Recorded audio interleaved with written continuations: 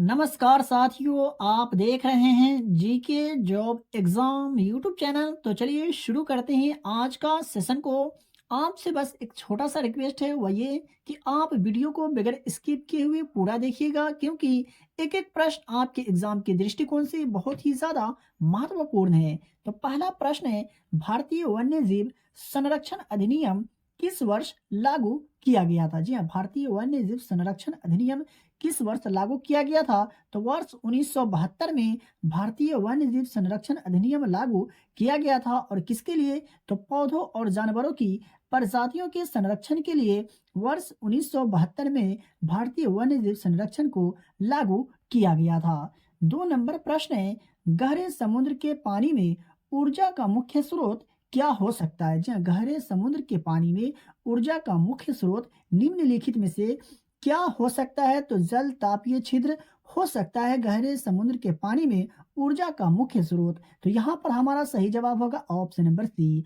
और बात करें ऊर्जा का आकाशीय स्रोत का, तो सूर्य जो है ऊर्जा का आकाशीय स्रोत है। देख लेते हैं 3 नंबर प्रश्न को।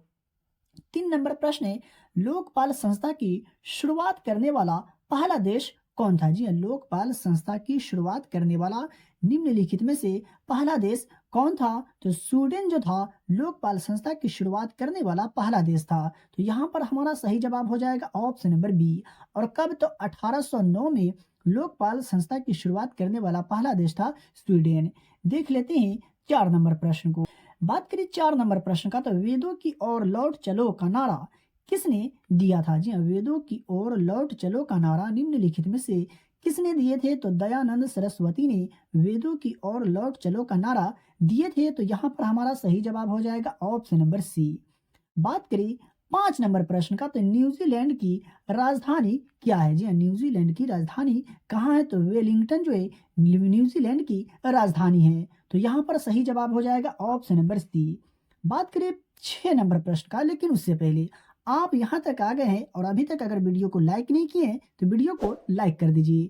और चैनल पर पहली बार विजिट कर रहे हैं तो चैनल को सब्सक्राइब करके बेल आइकन को प्रेस कर लीजिए, क्योंकि यहाँ आपको मोस्ट वीवीआई प्रश्न बताए जाते हैं, पढ़ाए जाते हैं, और यहाँ से प्रश्न आपको अपने एग्जाम में देखने को जरूर मिलेंगे। और डेली की क्लास की वीडियो का जो पीडीएफ होता है वो भी आपको फ्री में दिया जाता है। और वीडियो पसंद आए तो अपने दोस्तों और रिलेटिव में भी शेयर जरूर करिएगा। तो बात करें 6 नंबर प्रश्न का, तो असबाब ए बगावत हिंद डैश द्वारा लिखी गई थी। यानी कहने का मतलब ये हुआ कि असबाब ए बगावत हिंद नामक पुस्तक निम्नलिखित में से किसके द्वारा लिखी गई थी? तो सर सैयद अहमद खान के द्वारा लिखी गई थी। और इसे 1859 में उर्दू भाषा में लिखा गया था। तो यहाँ पर हमारा सही जवाब हो जाएगा ऑप्शन नंबर बी। बात करें 7 नंबर प्रश्न का, तो उत्तर मध्य रेलवे का मुख्यालय कहाँ स्थित है? जी हाँ, उत्तर मध्य रेलवे का मुख्यालय कहाँ स्थित है? तो इलाहाबाद में है उत्तर मध्य रेलवे का मुख्यालय। तो यहाँ पर हमारा सही जवाब होगा ऑप्शन नंबर बी। और उत्तर मध्य रेलवे 1 अप्रैल 2003 को अस्तित्व में आया था। तो ये भी आप याद रखिएगा। 8 नंबर प्रश्न है, निम्नलिखित में से कौन सा त्योहार नागालैंड में मनाया जाता है? जी हाँ, निम्नलिखित में से वो कौन सा त्योहार है जो नागालैंड में मनाया जाता है? तो हॉर्निवल त्योहार जो है ये नागालैंड में मनाया जाता है। तो यहाँ पर सही जवाब होगा ऑप्शन नंबर ए। और यह हर साल 1 से 10 दिसंबर तक मनाया जाता है। देख लेते हैं 9 नंबर प्रश्न को। तो 9 नंबर प्रश्न है, निम्नलिखित में से कौन विधवा पुनर्विवाह से संबंधित है? जी हाँ, निम्नलिखित में से कौन विधवा पुनर्विवाह से संबंधित है? तो ईश्वर चंद्र विद्यासागर विधवा पुनर्विवाह से संबंधित है। तो यहाँ पर इसका सही जवाब होगा ऑप्शन नंबर ए। और यह अधिनियम 1856 में पारित किया गया था। बात करें 10 नंबर प्रश्न का, तो निम्नलिखित में से कौन सा अंतर्राष्ट्रीय पुरस्कार पत्रकारिता के क्षेत्र में सर्वोत्तम योगदान के लिए दिया जाता है? तो पुलित्जर पुरस्कार जो है अंतर्राष्ट्रीय पुरस्कार है जो पत्रकारिता के क्षेत्र में सर्वोत्तम योगदान के लिए दिया जाता है। तो यहाँ पर इसका सही उत्तर हो जाएगा ऑप्शन नंबर सी।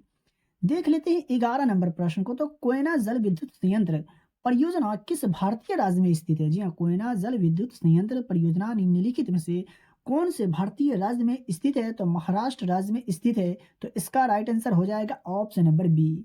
देख लेते हैं 12 नंबर प्रश्न को। तो विजय हजारे ट्रॉफी किस खेल से संबंधित है? जी हाँ, विजय हजारे ट्रॉफी का जो संबंध है निम्नलिखित में से वो कौन सा खेल से है? तो क्रिकेट से है। तो इसका राइट आंसर हो जाएगा ऑप्शन नंबर बी। और विजय हजारे ट्रॉफी को रणजी वनडे ट्रॉफी के रूप में भी जाना जाता है, तो ये भी आप याद रखिएगा, बिल्कुल भी कंफ्यूज नहीं होना है। 13 नंबर प्रश्न है, विश्व शरणार्थी दिवस किस दिन मनाया जाता है? जी, विश्व शरणार्थी दिवस किस तिथि को मनाया जाता है, कब मनाया जाता है? तो 20 जून को विश्व शरणार्थी दिवस मनाया जाता है। तो यहाँ पर इसका राइट आंसर हो जाएगा ऑप्शन नंबर ए। और 5 नवंबर को विश्व सुनामी जागरूकता दिवस मनाया जाता है, तो ये भी आप याद रखिएगा। 14 नंबर प्रश्न है, प्रथम कर्नाटक युद्ध डैश और डैश के बीच लड़ा गया था? जी हाँ, प्रथम कर्नाटक युद्ध जो हुआ था निम्नलिखित में से किसके और किसके बीच लड़ा गया था? तो अंग्रेजों और फ्रांसीसियों के बीच लड़ा गया था प्रथम कर्नाटक युद्ध। और पहला कर्नाटक युद्ध की अगर बात करें तो 1740 से 1748 के बीच हुई थी। तो यहाँ पर इसका सही जवाब हो जाएगा ऑप्शन नंबर ए। 15 नंबर प्रश्न है, मुगल सम्राट जहांगीर के शासनकाल के दौरान किस सिख गुरु की शहादत हुई थी? जी हाँ, मुगल सम्राट जहांगीर के शासनकाल के दौरान किस सिख गुरु की शहादत हुई थी? तो गुरु अर्जन देव की शहादत हुई थी मुगल सम्राट जहांगीर के शासनकाल के दौरान। तो यहाँ पर हमारा सही जवाब हो जाएगा ऑप्शन नंबर सी। वहीं बात करें आज का 16 नंबर प्रश्न का, तो झांसी को ब्रिटिश साम्राज्य में कब मिला लिया गया था? जी हाँ, झांसी को ब्रिटिश साम्राज्य में किस वर्ष मिला लिया गया था? तो वर्ष 1853 में झांसी को ब्रिटिश साम्राज्य में मिला लिया गया था। तो इसका राइट आंसर हो जाएगा ऑप्शन नंबर सी। 17 नंबर प्रश्न है, लोकसभा का एक सदस्य अपना त्यागपत्र निम्नलिखित में से किसको प्रस्तुत करता है? जी हाँ, लोकसभा का एक सदस्य अपना त्यागपत्र निम्नलिखित में से किसको प्रस्तुत करता है? तो लोकसभा अध्यक्ष को। तो यहाँ पर इसका सही जवाब हो जाएगा ऑप्शन नंबर सी। आपको कमेंट करके कमेंट बॉक्स में ये बताना है कि लोकसभा को कौन सा सदन कहा जाता है, यानी उच्च सदन कहा जाता है या निचला सदन कहा जाता है।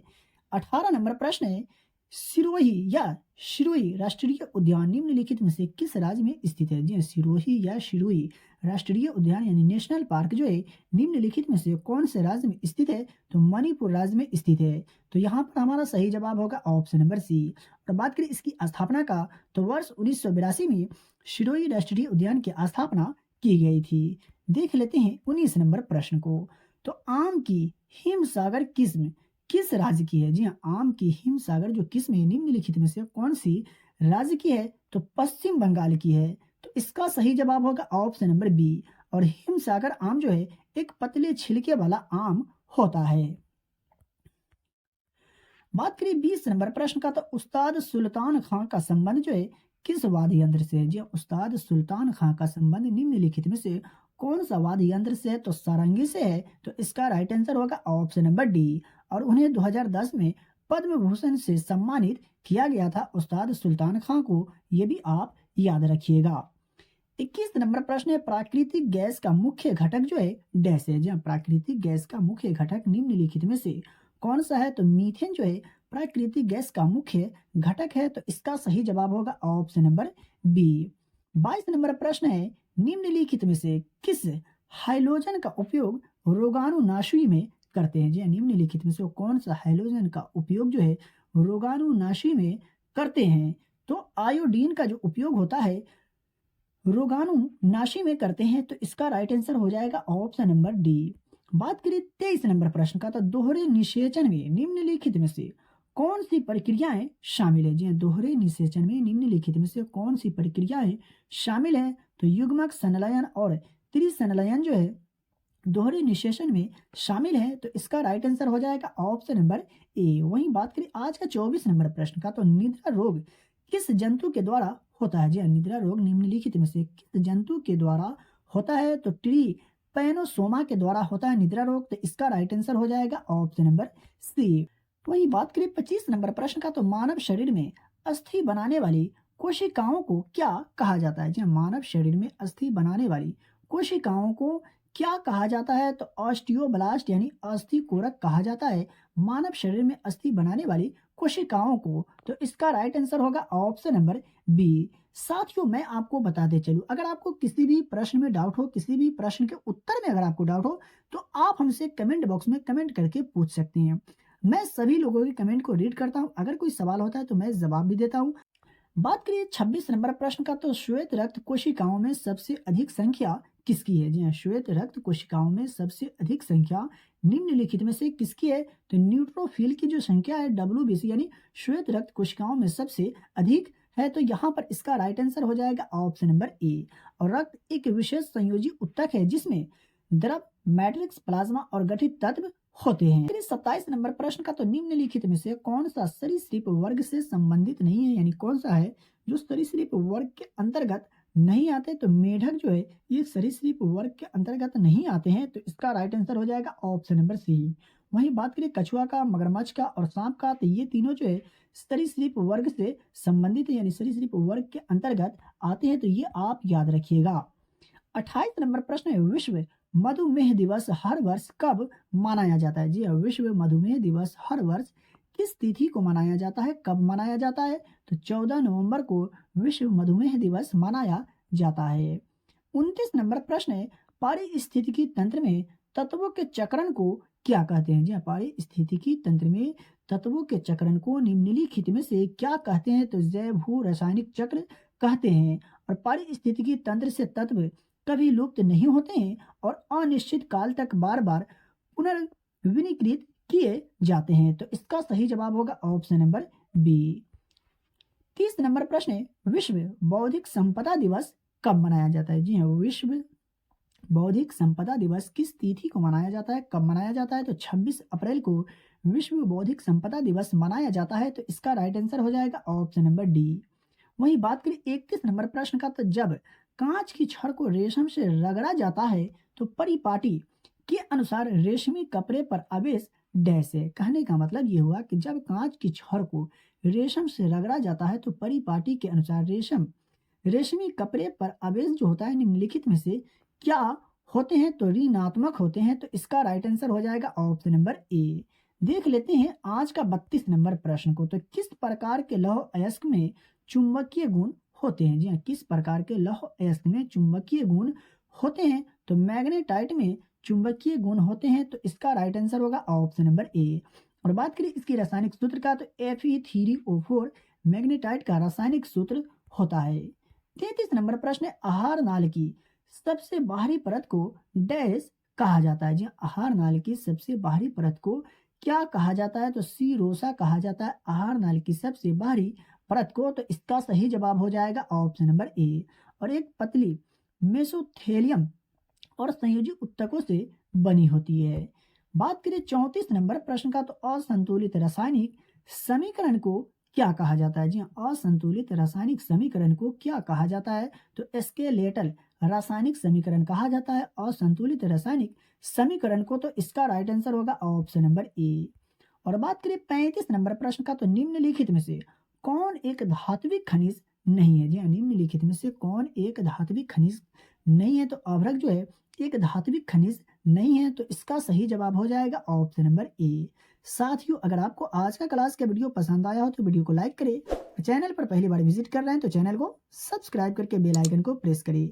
और इस वीडियो को ज़्यादा से ज़्यादा अपने दोस्तों और रिलेटिव में भी शेयर जरूर करें। इसका PDF प्राप्त करने के लिए वीडियो के डिस्क्रिप्शन में दिए गए टेलीग्राम चैनल को ज्वाइन करें और डेली के वीडियो का फ्री में PDF प्राप्त करें। तो चलिए मिलते हैं फिर से एक नई वीडियो में।